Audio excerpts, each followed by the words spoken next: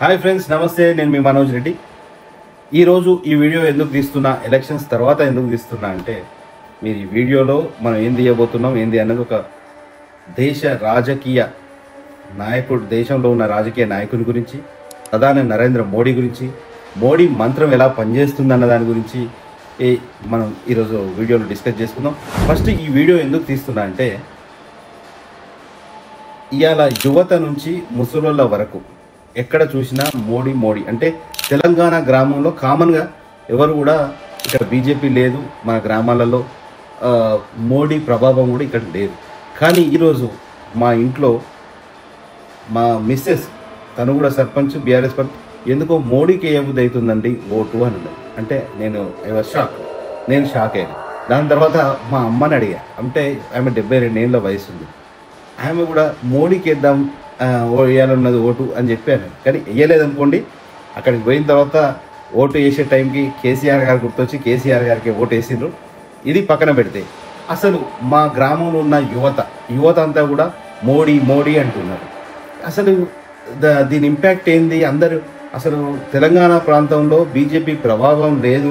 మా గ్రామాలలో స్టేషన్ గన్పూర్ కాన్స్టిట్యున్సీలో, చిల్పూర్ మండల్లో ఇక్కడ ఏ ప్రభావితం లేదు. అయినప్పటికీ కూడా ఒకటేసారి మోడీ గాలి ఎలా వచ్చింది ఏంది అనేది నాకు ఆశ్చర్యమైంది. అదే నిజమా కాదా, ఇది ఏంది, ఇది ఒక మాయా ప్రపంచం లాగుంది, ఇది నిజమా కాదా అని చెప్పి అసలు నేను స్టడీ చేసుడు మొదలుపెట్టా. నేను కూడా ఓకే మోడీ అయినా పర్లేదు అని చెప్పి నేను కూడా మైండ్ సెట్ అట్లా డెవలప్ అయ్యింది. కానీ వాస్తవం అసలు ఏం జరుగుతుంది ఏందని ఎలక్షన్స్ అయిపోయిన తర్వాత ఒక రోజు ఆలోచించి ఒక 2 days స్టడీ చేసిన, అసలు ఏం జరుగుతుంది అని చెప్పి. దాన్ని స్టడీ చేసిన దాని తర్వాత ఇదంతా ఒక మోడీ ఆడుతున్న మాయ, ఇది మోడీ మాయాజాలంలో ఉన్న భారతదేశం అన్నది ఒకటి స్పష్టంగా నాకు అర్థమైపోయింది. ఎందుకంటే మనుషులను సైకలాజికల్గా అంటే బలవంతంగా మోడీ వైపు, మోడీ గొప్పవాడు అన్నట్టుగా చిత్రీకరిస్తున్నారు. వాట్సాప్ యూనివర్సిటీ అంటే వాట్సాప్లలో, సోషల్ మీడియాలో, యూట్యూబ్లలో ఈరోజు మనం చూడొచ్చు. టీవీలో ఎక్కడ చూసినా మోడీజీయే, పెట్రోల్ పంప్ల హోర్డింగ్లో చూసినా మోడీజీయే, ఆఖరికి సెల్ఫీలు దిగడానికి కూడా ఒక ఏర్పాటు చేసిన మోడీజీ తోటి. పేపర్లు ఎక్కడ చూసినా ఫుల్ యాడ్స్. అంటే ఈ దేశంలో దాదాపు 6,400,00,000 రూపాయలు యాడ్స్ మీద మోడీ గారు వెచ్చించారు. అంటే గవర్నమెంట్ ప్రభుత్వ పైసలు. అది కాకుండా పార్టీ పైసలు ఎంత వెచ్చించిండ్రు అన్నది మనం చూడాలి. అంటే ఇంత అడ్వర్టైజ్మెంట్, ఓవర్ అడ్వర్టైజ్మెంట్, ఎక్కడ చూసినా మోడీ మోడీ మోడీ. అంటే 4 పద్ధతులుగా మనం దీన్ని డివైడ్ చేసుకోవచ్చు. ఫస్ట్ ఏంది, హిందుత్వాన్ని రెచ్చగొడుతున్నారు. నెక్స్ట్ ఏం చేస్తున్నారు, గొప్పగా నేను హిందువులని చెప్పుకోవడానికి గొప్పగా ఫీల్ కావాలి, మన పురాణాలు ఇది, మన వేదాలు ఇవి అదే గొప్పగా చెప్తున్నారు. కానీ ఆ పురాణాల్లో ఉన్నవి ఏవి పాటిస్తలేరు, ఆ వేదాల్లో ఉన్నవి కూడా ఏవి పాటిస్తలేరు. దానికి మీకు ఎగ్జాంపుల్స్తో సహా నేను చెప్తాను. నెక్స్ట్ మళ్ళా మన మీద ఎవరో దాడి చేస్తున్నట్టుగా చిత్రీకరిస్తున్నారు. ముస్లిమ్స్ మన మీద దాడి చేస్తున్నట్టుగా చిత్రీకరిస్తున్నారు. అగో ఇక వేరే పార్టీలు అందరూ, అంటే రాహుల్ గాంధీ కావచ్చు, ఇంకా మిగతా ఆమ్ ఆద్మీ పార్టీ వాళ్ళు, ఏ పార్టీ వాళ్ళైనా కూడా ఓయో మన హిందూస్ మీద ఏదో దాడి చేస్తున్నట్టు చిత్రీకరిస్తున్నారు. వాట్సాప్ యూనివర్సిటీలలో, వాట్సాప్లలో ఒక పెద్ద mafia, social media mafia run చేస్తుంది. పద్ధతి ప్రకారం ప్రజలను వారి వైపు మరలిస్తున్నారు. బీజేపీ వైపు, మోడీ వైపు, నరేంద్ర మోడీ వైపు మరలిస్తున్నారు.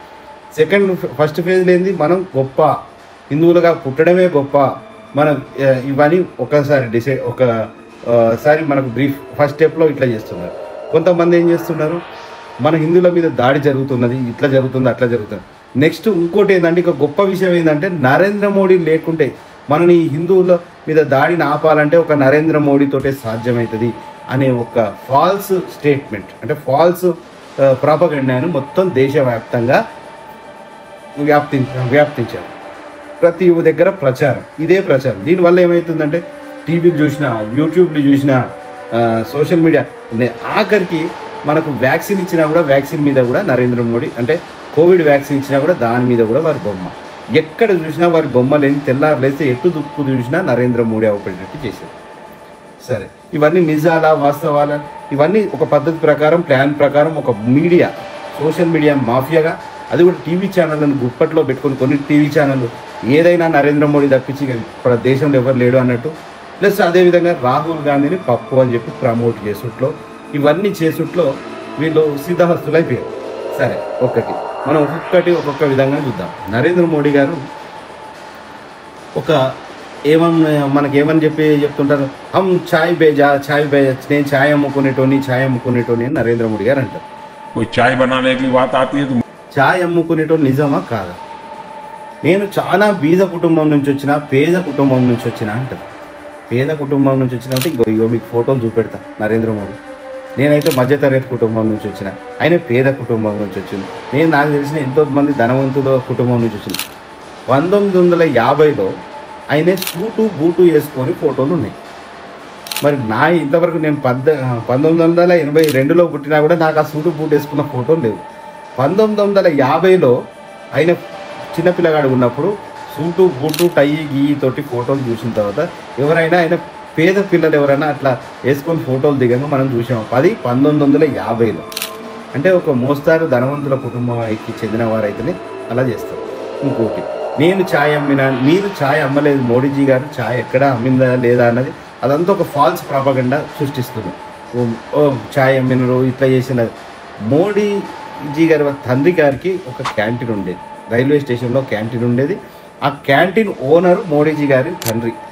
వారికి 5 అన్నదమ్ములు ఉంటే ఆ క్యాంటీన్ మీద వచ్చిన సంపదతోటే వాళ్ళందరినీ చదివించారు. అప్పట్లో స్కూల్కు పంపడం కూడా జరిగింది. అతను స్కూల్కు పోయి చదువుకున్నాడు అంటేనే వాళ్ళు ధనవంతుడు దాని అర్థం. దాని తర్వాత వచ్చి సాయంత్రం వచ్చి వాళ్ళ షాప్లో కూర్చునేది కాదు. అంతేగాని నేను ఛాయ్ వాలా నుంచి ప్రధానమంత్రి అయినా అంటే ఎవరు ఎంత బీజవారు కూడా ప్రధానమంత్రి స్టేజ్కి ఎంతోమంది ఎదుగుతారు. ఒక లీడర్ కావాలంటే ధనవంతుడే కానవసరం లేదు, లేకుంటే బీజవాడే కావచ్చు. లీడర్ లక్షణాలు ఉన్నవాడు లీడర్ అవుతాడు. ఓకే, కానీ ఇది ఎందుకు ఇట్లా ప్రపోగండా చేస్తానంటే జనం మీద రుద్దుతానన్నట్టు. జనం మీద నేను బీజవాణ్ణి అని ఒక లాంటి ఇంప్రెషన్ తోటి బీద వాళ్ళందరూ నా తరఫున ఉండాలి అనే కోరికతోటి ఇది ఒక ప్రాపగండా సృష్టించారు. అంటే దీన్ని ఏమంటారు, దాన్ని సృష్టించి ప్రచారంలోకి తెచ్చారు. కానీ అతను బీజవాడా లేదా అన్నది మీరు చూడండి ఫొటోస్. చిన్నప్పుడే మోడీజీ గారు సూటు బూటు వేసుకొని ఉన్న ఫోటోలు చూడండి. నెక్స్ట్ ఇంకోటి ఏంటంటే, ఇది అంటే ఆర్థికంగా వారు ఉన్నోళ్ళే. వారి అన్నగారు కూడా వీడియోలలో చాలాసార్లు చెప్పిండ్రు. మోడీ వారి అన్నగారు కూడా వీడియోలలో చాలాసార్లు చెప్పిండ్రు. ఏమని, మేము ఛాయ్ అమ్మలేదు, నా తండ్రి గారికి ఛాయ్ దుకాణం ఉండే, మేము ఛాయ్ దుకాణం వాళ్ళ అబ్బాయిలము పిల్లలను తప్పించి మేము ఎక్కడ ఛాయ్ అమ్మలేదని వాళ్ళ అన్నగారు వీడియోలలో చెప్పారు, చాలాసార్లు మీటింగ్లలో చెప్పారు. అదేవిధంగా మోడీ గారు ఒక కుటుంబం, పెద్ద కుటుంబం, 4 అన్నదమ్ములు, ఓ చెల్లెలు ఉన్నారు. సరే, మోడీ గారు నేను దేశం కోసం కుటుంబాన్ని వదిలేసా, భార్యను వదిలేసినా అని చెప్పి గొప్పగా చెప్పుకుంటారు.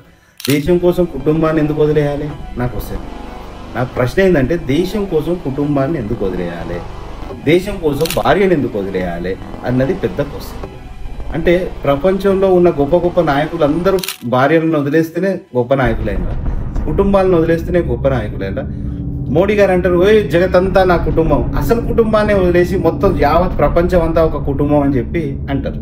ఇది ఎక్కడ కథ? సరే, ఇంకొక పాయింట్. అరే, ఇప్పుడు ఏం నష్టం? ఇప్పుడు ఎవరు అంబానీల ఇంట్లో ఫంక్షన్ కానీ, అదానీల ఇంట్లో ఫంక్షన్ కానీ, సినిమా యాక్టర్ల ఇంట్లో ఫంక్షన్లకు కానీ, ఏ ఫంక్షన్లో చూసినా కూడా పెద్ద పెద్ద వాళ్ళ ఫంక్షన్ అన్ని మోడీ గారు అటెండ్ అవుతారు. వాళ్ళ కుటుంబానికి అనేసరికి మోడీ గారికి టైం ఉండదు. ఇది ఎక్కడి కథ? ఇది ఎక్కడి క్వశ్చన్? ఇది కూడా ఒక క్వశ్చన్ మార్క్. ఎందుకు, ఎలా, ఏంటిదని మీరు ఆలోచించండి. యువత జస్ట్ ఆలోచించండి. మోడీ గారికి అదానీలు, అంబానీలు, సినిమా యాక్టర్లు, ఇండస్ట్రియలిస్టులు మొదలవు ఎనీ ప్రపంచంలో మన దేశంలో ఉన్న అందరి పెళ్లిళ్లకు, శుభకార్యాలకు, హాస్పిటల్ ఓపెనింగ్లకు మోడీ గారు వెళ్తారు, స్వీట్ ఇస్తారు, బొకే ఇస్తారు, చిన్న ఫ్లవర్ ఇస్తారు. ఓకే, మరి సొంత కుటుంబంలో ఏ ఫంక్షన్కి వెళ్ళరు. అదే కాకుండా ఒక ప్రధానమంత్రి అయినప్పుడు ఎవరైనా కూడా ప్రపంచం మొత్తంలో భారతదేశంలో అయినా ఎక్కడైనా కూడా తన కుటుంబం వాళ్ళను ఆ సెరమనీకి, అంటే ప్రధానమంత్రి సెరమనీ అంటే ప్రధానమంత్రి దాన్ని ప్రమాణ స్వీకారం చేసినప్పుడు అందరిని ఇన్వైట్ చేస్తారు. కానీ ఏ రోజు కూడా నరేంద్ర మోడీ గారు ఇన్వైట్ చేయలేదు, వాళ్ళ కుటుంబాన్ని ఇన్వైట్ చేయలేదు. వాళ్ళ చెల్లని అడిగిన ఒక ఇంటర్వ్యూలో, ఏంది మీకు వెళ్ళాలని బాధ లేదంటే మాకు వెళ్ళాలని చాలా ఉంటుంది, వెళ్ళేందుకు బాధగా ఉంటుంది, కాకపోతే మాకు ఇన్విటేషన్ రాలే, మాకు ఇన్విటేషనే లేదు అని చెప్పి వాళ్ళ చెల్లె చెప్పడం జరిగింది. అది కూడా మీరు చూడొచ్చు. సోషల్ మీడియాలో ప్రతి ఒక్క మీడియా ఒకటి ఉంటుంది. పోనీ మోడీ గారు ఎప్పుడు వారి తల్లి గారిని కలవడానికి పోయినప్పుడు అరే ఇదెక్కడి కదా, తల్లిగారిని కలిసేటప్పుడు అంటే మోడీ గారు ఇంటికి పోతారు, తల్లిగారి దగ్గర ఇంటికి పోతారు. నువ్వు ఎప్పుడో అమావాస్యకు పుణ్యంకి ఒకసారి తల్లిని చూడడానికి పోతావు, సంవత్సరానికో 2 సంవత్సరాలకో పోతావు. పోయినప్పుడు ఆ రూమ్లో ఎవరెవరు ఉంటారు? మోడీ గారు తల్లి, ఆ ఫోటోగ్రాఫర్, ఆ ఫోటోలు తీసేది, ఆ వీడియోలు తీసే ఫోటోగ్రాఫర్ తప్పించి అరే ఎవరు అవపడారు ఆ రూమ్లో? అంటే అన్నలు, చెల్లెలు, అక్కలు ఎవరు అవపడారా? కుటుంబ సభ్యులన్నారు అవపడకుండా ఓన్లీ ఫోటోలకు స్టిల్లు ఇవ్వడానికి, వీడియోల కోసం మాత్రమే తల్లి దగ్గరికి వెళ్తారు మన మోడీ గారు. ఇది కూడా ఇలా రుజువైంది అంటే నాకు అనిపిస్తుంది. ఎందుకంటే నేను ఆ ఫోటోలలో చూసేది ఉంటే మనకు ఒకటి అనిపిస్తుంది, అరే ఏంది ఎప్పుడు మోడీ గారు వెళ్ళినా కూడా తల్లి ఆయనే ఆ రూమ్లో ఫోటోలు వీడియోలు తీయడానికి ఒక వీడియోగ్రాఫర్ తప్పించి అక్కడ రూమ్లలో ఎవరు లేరేంది అని అనిపిస్తుంది. అంటే దీని అర్థమైంది. దీన్ని కూడా మనం ఆలోచించుకోవాలి. ఇంకోటి, నేను చాలా బీజవాడిని అయినా నేను పోయేది ఉంటే మళ్ళీ ఫకీర్ని అయితే రోడ్డు మీద రోడ్లన్నీ తిరిగి నేను భిక్షాటం చేసి బతుకుతా అనే మోడీ గారు ఇవాళ వారి అద్దాలు కంటికి పెట్టుకునే కూలింగ్ గ్లాసెస్ ధర 1,40,000 పెట్టి అద్దాలు పెట్టుకుంటారు. ఎంత బీజవారు మన మోడీ గారు. ఇది ఆలోచించండి ఒకసారి. ఒక సూట్ వేసుకుంటాడు, కొన్ని కోట్లు పెట్టి దాని మీద మోడీ అనే పేరుతో కొన్ని సూట్లు వేస్తారు. ఎక్కడికైనా పోతే ఒక రోజులోనే 4-5 సూట్లు మార్చి ప్రోగ్రాంలకు వెళ్తూ ఉంటారు. ఎన్ని కాస్ట్లీ ఐటమ్స్. 12 కోట్ల కారులో తిరుగుతుంటారు. BMW బుల్లెట్ ప్రూఫ్ వెహికల్లో 12 కోట్ల వెహికల్లో తిరుగుతుంటారు. మోడీ గారి ఎక్స్పెన్సెస్, ఫారెన్ ట్రిప్స్కి వెళ్ళిన ఎక్స్పెన్సెస్ ఏవి చూసినా కూడా చాటా భారతం అంత ఖర్చు ఉన్నది. సింపుల్ అనుకుంటా మోడీ గారు ఇంత ఖర్చు, తన అడ్వర్టైజ్మెంట్ల కోసం మోడీ గారు చేసే ఖర్చు, తన అద్దాలు కూలింగ్ గ్లాసెస్ పెట్టుకోవడానికి చేసిన ఖర్చు, తన వాచ్, తన పెన్ను, తను ఏదైనా కూడా అరే ఇంత ఖర్చు పెట్టి వారు లగ్జరీని ఎంజాయ్ చేస్తున్నారు. లగ్జరీని ఎంజాయ్ చేసుకుంటూ నేను భిక్షాటం చేసి అంటే ఎవరు నమ్మాలి ఇవన్నీ? సరే, వారు చీఫ్ మినిస్టర్ కాకముందే ఎట్లుండే? చీఫ్ మినిస్టర్ కాకముందే అన్ని భిక్షాటం చేసి దేశాలు తిరిగినట్ట. ఈఫిల్ టవర్ ముందర ఫోటోలు ఉన్నాయి, నెట్లో చూసేది ఉంటే ఎక్కడికి ఒక అమెరికాకు పోయినట్టున్నాయి, ప్యారిస్ పోయినట్టున్నాయి, దేశాలు తిరిగినట్టున్నాయి. మోడీ గారు ఒక ఇంటర్వ్యూలో చెప్పారు నా దగ్గర లేటెస్ట్ కెమెరా ఉండే అని చెప్పి. లేటెస్ట్ కెమెరాతో ఫోటోలు తీసి అంతకుముందే ఏది ముఖ్యమంత్రి కాకముందే. మరి ఆ జమానాలో అన్ని దేశాలు తిరుగుడు అంటే భిక్షాటంతో తిరిగిందంటే ఇది నమ్మొచ్చా? ఇది కూడా ఒక క్వశ్చనే.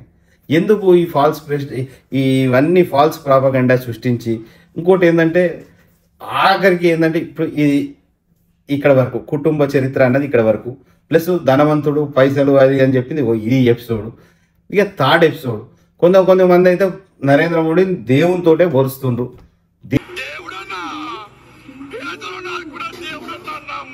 దేవుడు అంటాను. పిచ్చి అంద భక్తులు ఏంటంటే నరేంద్ర మోడీ దేవుడు అని అంటాను. ఎక్కడికి పోయిందాము మనం? ఏడున్నాము అసలు?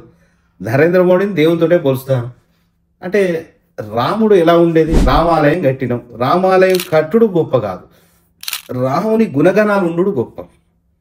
రాముని మొక్కుతారు, రామాలయం కట్టాలంటారు, కానీ రాముని తిరిగి ప్రవర్తించరు. రాముని తిరిగి ప్రవర్తించేది ఉంటే రాముడు భార్యను ఏ రోజు వదిలిపెట్టలేదు కదా. ఎక్కడికి అడవిలోకి పోయినా కూడా భార్యను తీసుకొని భార్యతో కూడా వెళ్ళేది రాముడు. మరి మీరేం చేసిందయ్యా?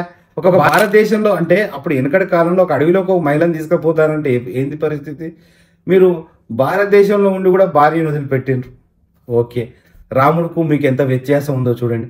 మళ్ళా అదే రాముడు అడవిలోకి వెళ్ళిన తర్వాత రావణుడు ఎత్తుకపోతే ఆ సీతాదేవి కోసమే యుద్ధం జరిగింది. ఎందుకు జరిగింది? సీతాదేవి కోసమే జరిగింది. దానికి ఒక రామాయణం అనే ఒక మహాగాథ వచ్చింది. ఆ రామాయణంలో ఎప్పుడు కూడా రాముడు ఎలా ఉంటాడు? కూల్గా, ప్రశాంతంగా. మనం వెనకటి నుంచి మన ఇంట్లో ఉన్న ఫొటోస్ రాముని ఎంత ప్రశాంతంగా, ఆ ఫోటోను చూస్తేనే సగునాది రాముడయ్యా అనుకొని మనం అనుకుంటాం. దాంట్లో ప్రశాంతత ఉంటుంది, దాంట్లో అన్ని మంచి లక్షణాలు ఉన్నట్టు రాముడు అవపడుతూ ఉంటాడు. సద్గుణాల రాముడు. అలాంటి రాముడిని కూడా ఇలా కోపంగా చూసే రాముడు తిరిగా మారుస్తున్నారు. ఇది ఎక్కడ సోషల్ మీడియా, ఇది ఎక్కడ బీజేపీ అంటే ఇది కావాల్సుకొని అంటే ఎక్కడన్నా మనం చూసినామా? ఆంజనేయుడు కోపంగా ఉన్నాడు చూసినామా? ఇవాళ రేపు కార్లకు వెనక పోస్టర్లు అతికిస్తున్నారు. పోస్టర్లు తీసుకు ఆంజనేయుడు సీరియస్గా చూసినట్టు ఎక్కడ చూసినామా మనం చిన్నప్పటి నుంచి ఆంజనేయుడు మంచిగా చిన్నపిల్లలతోటి కామెడీగా ఆ కోతి రూపంలో ఉండి ఆ స్టైల్లో ఆంజనేయుడు అవపడేది అందరు ప్రేమించేది. ఇవాళ ఆంజనేయుడు రుగ్ర స్వరూపం అన్నట్టు ఇట్లా కోపంగా చూసినట్టు, రాముడు కోపంగా ఉన్నట్టు, ఇది ఎక్కడి కథ? వీళ్ళు కల్చర్నే మారుస్తుండ్రు, వేదాలను మారుస్తుండ్రు, రామాయణాన్ని మారుస్తుండ్రు. వీళ్ళకి ఎట్లా కావాలంటే అట్లా చరిత్రను తిరిగి రాస్తుండ్రు. ఇది గమనించండి ఫ్రెండ్స్, గమనించండి. నేను ఏదైనా తప్పు అయితే తప్ప రైటా అన్నది నేను ఒక 2 రోజులు స్టడీ చేసిన తర్వాతనే ఈ వీడియో తీస్తున్నా. ఇంకో విషయం ఏంది, ఈ 2 టాపిక్లు అయిపోయినాయి, ఇంకా చాలా విషయాలు ఉన్నాయి. ఇప్పుడు మోడీ గారంట ప్రపంచంలో యుద్ధాలను ఆపేస్తారంట. అంటే గొప్పవారు ప్రపంచంలో యుద్ధాలని ఆపే అంత శక్తి మోడీ గారికి ఉన్నది అని చెప్పి అంటారు. అరే మోడీ గారు యుద్ధాలని ఆపేంటే ఇక్కడ మణిపూర్ అల్లర్లనే ఆపలేకపోయింది కదా మరి. ఇప్పుడు మోడీ గారు యుద్ధాలను ఆపే ఒక గొప్ప ధీరుడు, శూరుడు అని చెప్పి సోషల్ మీడియాలో చూస్తాను. మరి మణిపూర్ గొడవలను ఎందుకు ఆపలేదండి? మన భారతదేశంలో ఇంటర్నల్గా జరిగే గొడవలను ఎందుకు ఆపలేదు? ఎంతసేపు చిన్న దేశమైన పాకిస్తాన్ మీద మీకు గురిపెట్టి ఏదో అంటారు. మరి చైనా మీద ఒక్క రోజు ఎందుకో మాట్లాడరు? చైనా మీద ఎందుకు మాట్లాడరు? చైనా అంటే భయం, అంటే చైనా బలవంతమైన దేశం కాబట్టి మన శత్రు దేశం అయినా కూడా దాని జోలికి మనం పోతలేము. అంటే మోడీ గారు దాని జోలికి ఎప్పుడు పోలే. ఏదో చిన్న దేశమైనటువంటి పాకిస్తాన్ మీద టూట్ అంటారు. వాడు ఆల్రెడీ చిన్నోడు, వాడిని భయపెట్టిస్తే భయపెట్టేటోడు, బెదిరిస్తే బెదిరేటోడే. కానీ చైనా జోలికి ఎందుకు పోతలేదు? చైనా మన బార్డర్స్ని ఆక్యుపై ఏం చేస్తలేదు, అంతా మంచిగానే ఉందని చెప్పి మోడీ గారు చెప్తుంది. ఇది వాస్తవమేనా? ఆలోచించండి, మీరే ఆలోచించండి. ఇంకా మనం చాలా చూస్తుంటాం. నరేంద్ర మోడీ ఇప్పుడు ఏమవుతుందంటే వారి వైఫల్యాలు కొన్ని ఇట్లున్నాక ఇప్పుడు మోడీ మనం హిందుత్వం అంటే హిందుత్వంలో ముస్లిమ్స్ని ఇట్లా చేయాలి అట్లా చేయాలని ఇక్కడ ఉన్నదా? రాముడు ఏమైనా చెప్పిండా? వీళ్ళ మీద ఇట్లా దాడి చేయాలి, వీళ్ళని ముస్లిమ్స్ని దూరం పెట్టాలని రాముడు ఏమైనా చెప్పిండా? చెప్పలేదు కదా. రాముడు ఎంత మంచిగా ఉండేది, సుగుణాది రాముడు ఉండేది. రామ పరిపాలన ఎట్లుండేది? సీతాదేవితోటి కుటుంబ పరిపాలన, అందరినీ ఇంట్లో ఒకటే దగ్గర వండుకుంటూ కుటుంబంలో వండుకుంటూ, అంటే రాముడు, లక్ష్మణుడు, భరతుడు, శత్రుఘ్నుడు అందరూ కలిసి ఒక ఉమ్మడి కుటుంబంలో ఉండి రాజ్యాన్ని పరిపాలించేది. ఎంత చక్కగా పరిపాలించింది అన్నది మనకు చరిత్ర చెప్తుంది. మరి మోడీజీ గారేమో కుటుంబాన్ని వదిలేసిందా అంటారు. కుటుంబాన్ని వదిలేసిన, భార్యను వదిలేసిన అంటే మీరు ఈ భారతదేశం యువతకు ఎలాంటి మెసేజ్ ఇస్తున్నారు మోడీజీ గారు? నాకు అర్థమవుతలేదు. మీరే ఆలోచించండి. మోడీజీ గారు కుటుంబాన్ని వదిలేసిన, భార్యను వదిలేసిన అంటే యువతకు ఏం మెసేజ్ ఇస్తున్నారు? మీ అంత సక్సెస్ఫుల్ కావాలంటే కుటుంబాన్ని వదిలేయాలి, భార్యను వదిలేయాలన్నట్ట. ఏం మెసేజ్ ఇస్తున్నారు? అసలు పెళ్ళిళ్ళే చేసుకోవద్దన్నట్ట. ఏం మెసేజ్ ఇస్తున్నారో నాకు తెలియాలి. ఓకే సరే, అది వాళ్ళ పర్సనల్ ఇష్యూ కావచ్చు, ఏదైనా కావచ్చు, కానీ దానికి ఒక గొప్పగా చిత్రీకరిస్తున్నారే. ఇప్పుడు నువ్వు పెళ్లి చేసుకోకపో, భార్యను ఉంచుకో, వదిలేసుకో, కుటుంబంతో వదిలేకో, కానీ అది ఏదో గొప్పతనం అన్నట్టు దాన్ని చిత్రీకరిస్తున్నారు చూసినా. అందుకు నేను వేస్తున్న ప్రశ్న, కుటుంబాన్ని వదిలేసుడు, భార్యను వదిలేసుడు అది ఏదో గొప్పగా దేశం కోసం వదిలేసిన అంటే, మరి దేశం కోసం రాముడు ఎందుకు వదిలేయలేదు కుటుంబాన్ని? భార్యను ఎందుకు వదిలేయడు కుటుంబాన్ని? తెల్లారులేస్తే జై శ్రీరామ్ అని మీరు ఇది మాత్రం గమనించలేదా? ఎంతో మంది ప్రధానులు పెళ్లి చేసుకొని దేశాన్ని మంచిగా పరిపాలించలేదా? భార్యను పక్కన పెట్టుకొని పరిపాలించిన ప్రధానమంత్రులు ఎంతమంది లేరు? ఇది తన గొప్పతనంగా, అంటే ఎవరి చాయిస్ వాళ్ళది, కానీ ఇది గొప్పతనంగా చిత్రీకరిస్తుండ్రు కాబట్టి మనం ప్రశ్నిస్తున్నాం. మరి రామాలయం కట్టుడు కాదు, రాముని తిరిగి ఉండాలి అనేది సూచిస్తున్నాం. నెక్స్ట్ విషయం ఇదే ఇంటర్వ్యూస్. ఎక్కడ కూడా మోడీజీ ఒక గొప్ప నాయకుడు, ఎక్కడ కూడా డ్రాఫ్టింగ్ అంటే ప్రిపేర్ అయ్యి ఎప్పుడైనా కూడా ఇంటర్వ్యూస్ అన్ని ఆల్ ఇంటర్వ్యూస్ మోడీ గారు అటెండ్ అయిన ప్రతి ఒక్క ఇంటర్వ్యూ కూడా డ్రాఫ్టెడ్ ఇంటర్వ్యూనే. డ్రాఫ్టర్ ఇంటర్వ్యూ కాకుంటే ఈ 10 సంవత్సరాల నుంచి ఎక్కడ కూడా మోడీ గారు ప్రెస్ కాన్ఫరెన్స్కు అటెండ్ అయిన దాఖలాలు లేవు. ప్రెస్లు ఒక 10 మంది న్యూస్ ఛానల్ అయినా ప్రెస్ వాళ్ళైనా కూర్చొని ప్రశ్నలు అడిగితే సమాధానం చెప్పుడు అనేది మనం 10 సంవత్సరాలలో మన ప్రధానమంత్రి గారిని ఎక్కడ చూడలేదు. Every interview is a drafted interview, every speech is a drafted speech. అంటే అన్నీ ప్రిపేర్ చేసినాయే, అన్నీ ముందు తయారు చేసినాయే.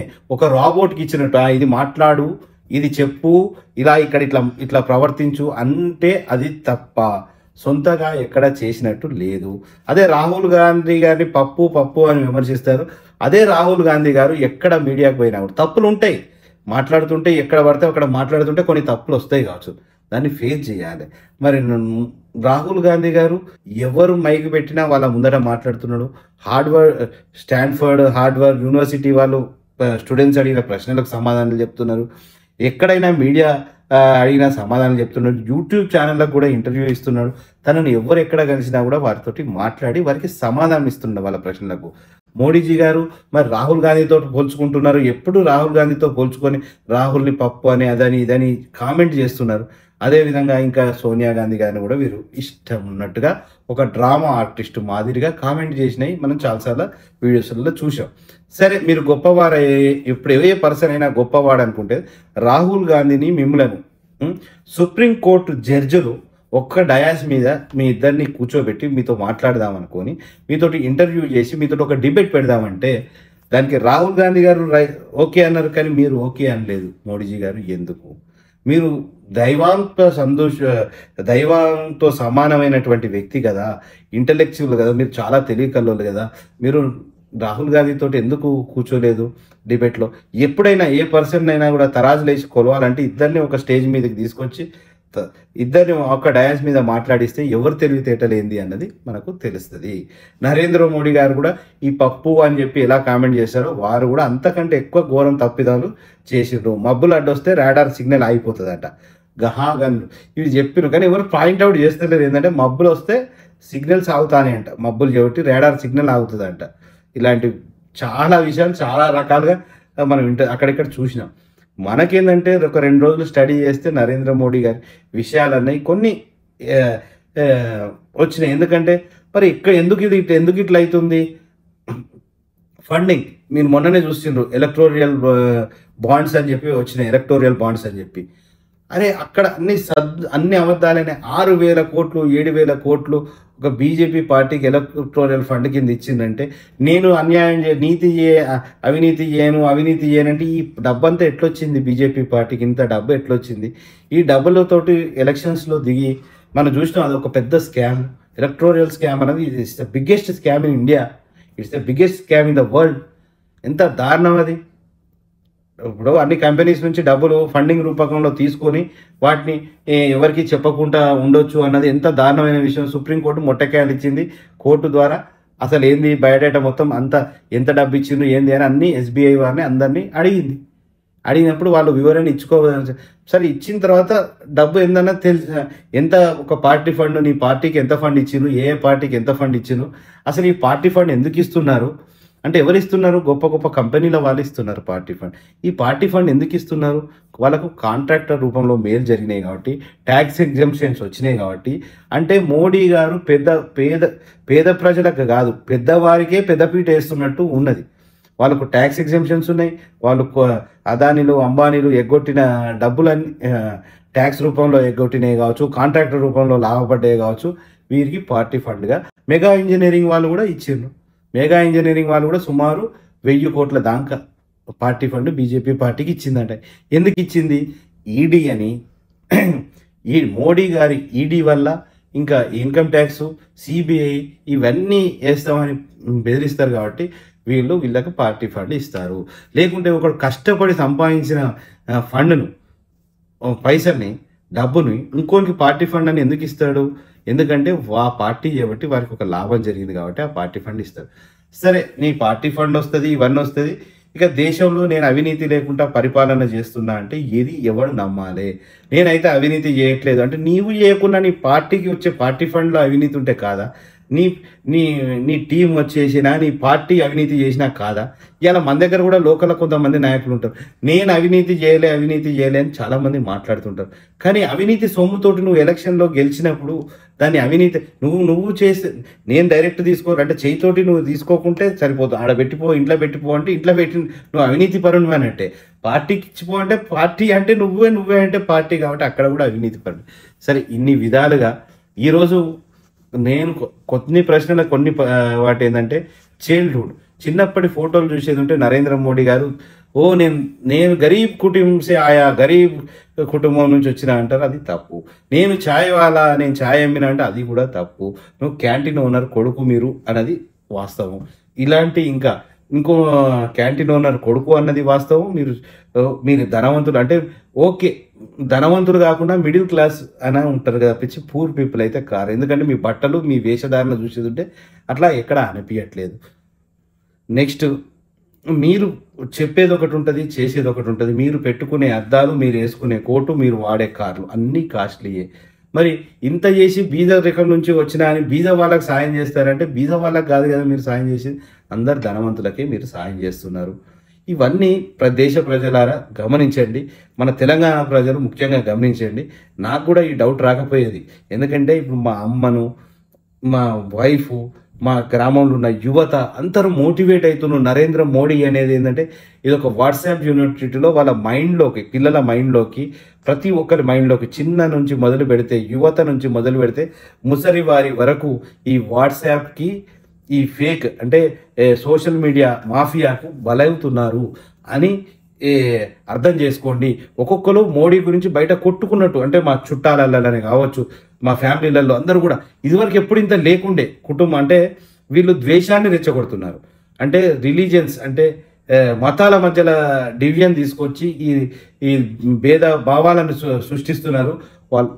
వాళ్ళని రెచ్చగొడుతున్నారు. కాబట్టి వీరు అజ్ఞానంతో రెచ్చిపోతున్నారు.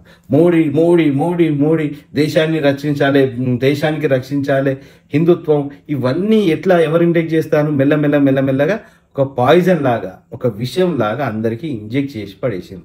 మేము ఎక్కడికి పోయినా కూడా ఇది చాలా కామన్గా ఉంటుంది. తప్పదు, ఇక మనం కూడా మోడీ చేయనుకుంటే మనం కూడా తప్పు. మోడీకి అయితే ఎవరైతే అగ్నిస్ట్గా మాట్లాడతారో వాళ్ళందరూ దేశద్రోహులు అన్నట్టు చిత్రీకరిస్తున్నారు. సారీ ఫ్రెండ్స్, జస్ట్ ఇది మన అనాలిసిస్ మాత్రమే. మోడీకి అగ్నిస్ట్గా ఎవరైనా ఉంటే వాడు దేశద్రోహం అన్నట్టుగా డిసైడ్ చేస్తున్నారు. ఇది ఎక్కడి కథ, ఇది ఎక్కడ డెమోక్రసీ?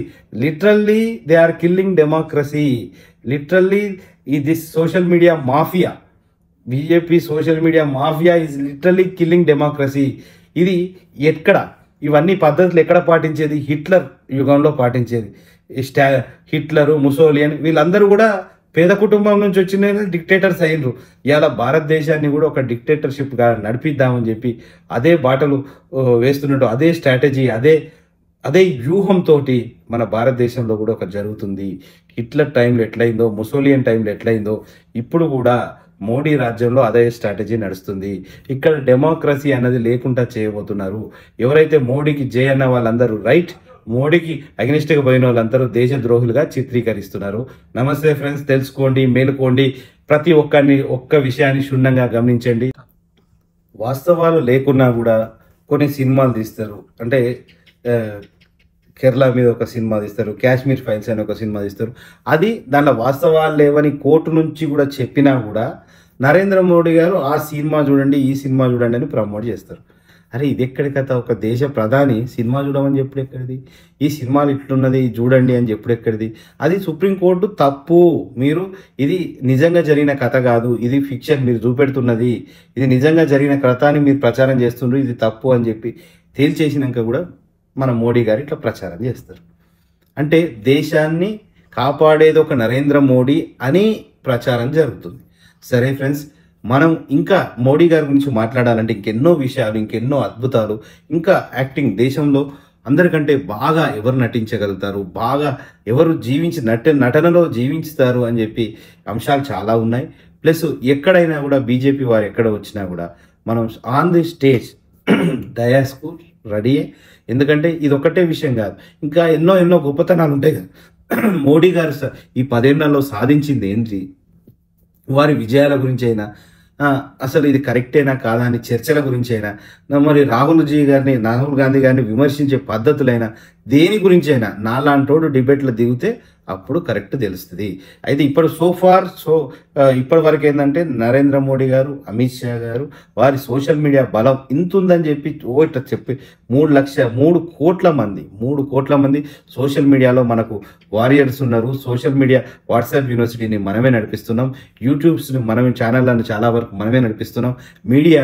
మీడియా బీజేపీ కొంచెం సపోర్ట్గా ఎన్నో పిచ్చి కథనాలతోటి మీడియాను ఇష్టం ఉన్నట్టు రెచ్చిపోకుంటూ ప్రజలను నందిని పందిగా, పందిని నందిగా, గుర్రాన్ని గాడిదిగా, గాడిదని గుర్రంగా మనం ఎట్లా చెప్పినా అట్లా జనాలు వింటారని చెప్పి పబ్లిక్ మీటింగ్లో కూడా డైరెక్ట్ అమిత్ షా గారు మాట్లాడడం కూడా జరిగింది. అంటే మనం ఏది చెప్పినా జనం నమ్ముతారు, తప్పును రైట్ అని చెప్పినా రైట్ను కరెక్ట్ అని చెప్పిన, పందిని నందిగా చిత్రీకరించిన, నందిని పందిగా చిత్రీకరించిన, గుర్రాన్ని గాడిదిగా చూపెట్టినా, గాడిదని గుర్రంగా చూపెట్టినా కూడా జనం నమ్ముతారు అనే కాన్ఫిడెన్స్ తోటి అమిత్ షా గారు స్పీచ్లలోనే వాళ్ళ మీటింగ్లలో చెప్పడం కూడా మనం జరిగింది. సో ఇదే విధంగా నరేంద్ర మోడీ గారికి అమిత్ షా గారి వీరి కాంబినేషన్లో ఈ సోషల్ మీడియా మాఫియా చేస్తున్న పనులతోటి ఈ భారతదేశాన్ని వారి కబర్న ఏమంటారు, ఏదో హస్తాలలో ఉండే వారి కబర్న హస్తాలలో ఉన్నట్టు, అంటే కబర్న ఏదో హస్తం అంటారు కదా, దాన్ని వాళ్ళ హస్తగతం చేసుకోబోతున్నారు అన్నట్టు. సరే ఫ్రెండ్స్, ఈ విషయంలో ఎనీ టాపిక్ మీద ఎవరైనా నేను మాట్లాడింది కరెక్టా కాదా అంటే నేను డేటా అంతా సోషల్ మీడియాలో తీసుకున్న, పెద్ద విమర్శించినట్టు నేనేం మాట్లాడట్లేదు. జస్ట్ నాకు వచ్చిన డేటా, నాకు డౌట్ వచ్చింది, వారు పేదవారంటే ఇంత ధనవంతమైన సూట్లు ఎక్కడిరా నాయన, మరి మేము కూడా వేసుకోలేదు కదా, మేము ఒక మోస్తారు కుటుంబం నుంచి వచ్చినాం, మా తల్లిదండ్రులు అప్పుడు 80s ఎందుకు వేయలేదు, 90s ఎందుకు వేయలేదు, వీరు 1950 ఇట్లాంటి సూట్లు ఎందుకు వేసుకున్నారని ఒక డౌట్ వచ్చింది. భక్తులారా, బీజేపీ భక్తులారా, నన్ను తప్పుపట్టద్దు, నాకు వచ్చిన డౌట్ను మీరు క్లారిఫై చేయండి. లేకుంటే బ్రిటిష్ వాళ్ళు ఎవరైనా ఇచ్చి సూట్లు ఏమైనా గిఫ్ట్ ఇచ్చి వెళ్ళారా, మీరు క్లారిఫై చేయండి. ప్లస్ ముఖ్యమంత్రి వచ్చి ముఖ్యమంత్రి అయినా అప్పటిదాకా భిక్షాటన చేసిన మోడీ గారు దేశాలు ఎట్లా తిరిగినరు, భిక్షయాటం చేస్తేనే ఇంత కాస్ట్ అన్ని దేశాలు తిరగవచ్చా అన్నది మనకు ఎట్లనో చెప్పండి. మేము కూడా భిక్షయాటం చేసి దేశాలు తిరుగుదాం అనుకుంటున్నాం. సెకండ్ విషయం, ఇలాంటి టాపిక్స్ మీద ఓపెన్ ఇప్పటిదాకా మీరు డిబేట్లకు అక్కడిక్కడ చూశారు, కానీ నాలాంటి ఎక్కడ మీకు డిబేట్లు తగలేదు.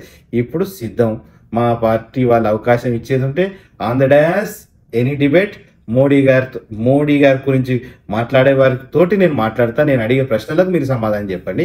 అదేవిధంగా మా రామన్న కేటీఆర్ గారితోటైనా, రాహుల్ గాంధీ గారితోటైనా, ఇంకా ఏ నాయకులతోటైనా కూడా మోడీ గారు ఆన్ ద డిబేట్ కూర్చొని కేసీఆర్ గారితోటైనా కూడా ఒకటే వేదిక మీద ఉండి చూస్తే ఎవరి తెలివి కళ్ళల్లో ఎంత, ఎవరి తెలివితేటలు ఎంత, ఎవరికి ఎంత అవగాహన ఉన్నది, ఎవరు ఎంత సబ్జెక్టు మాట్లాడుతున్నారు, ఎవరు ఎంత ఎడ్యుకేటెడ్, ఎంత క్వాలిఫైగా మాట్లాడుతున్నారు అనేది తాటతేలమవుతుంది. ప్రజలారా, ఒక్కసారి మీరు ఊహించండి, మోడీ గారిని కేసీఆర్ని ఒక్కటే డయాస్ మీద ఉండేది ఉంటే అప్పుడు మోడీ గారి సంగతి ఏందన్నది కేసీఆర్ గారు తెలుస్తారు. రాహుల్ గాంధీ గారు మోడీ గారు ఒకటే డయాస్ మీద ఉన్నా కూడా వారిద్దరి మధ్యలో తేడా అయిందనేది మీకు తెలుస్తుంది. ఇంత మాట్లాడుతున్న బీజేపీ మీ వీరుని ఒక్కసారి ఆన్ ద డయాస్ ఎక్కడన్నా టీవీ డిబేట్లో ఇద్దరే, మోడీ గారు, రాహుల్ గాంధీ గారు, డ్రాఫ్టెడ్ కాదు, ప్రశ్నలు అడుగుతూ ఉంటారు విలేకరులు, దానికి సమాధానం చెప్పాలి. ఎవరు ఏ విధంగా చెప్తారు, ఎవరు పప్పువో ఎవరు డప్పువో అయింది అనేది అక్కడ తెలియవచ్చు. అదే విధంగా మన రామన్న గారిని కూడా ఒకసారి మోడీ గారితో ఆన్ ద డిబేట్లో చూడాలని ఒక ఆకాంక్ష ఉంది. నమస్తే ఫ్రెండ్స్, నేను కూడా ఆ డిబేట్లో ఉండాలి అనే ఆకాంక్ష ఉంది. నమస్తే, మీ మనోజ్.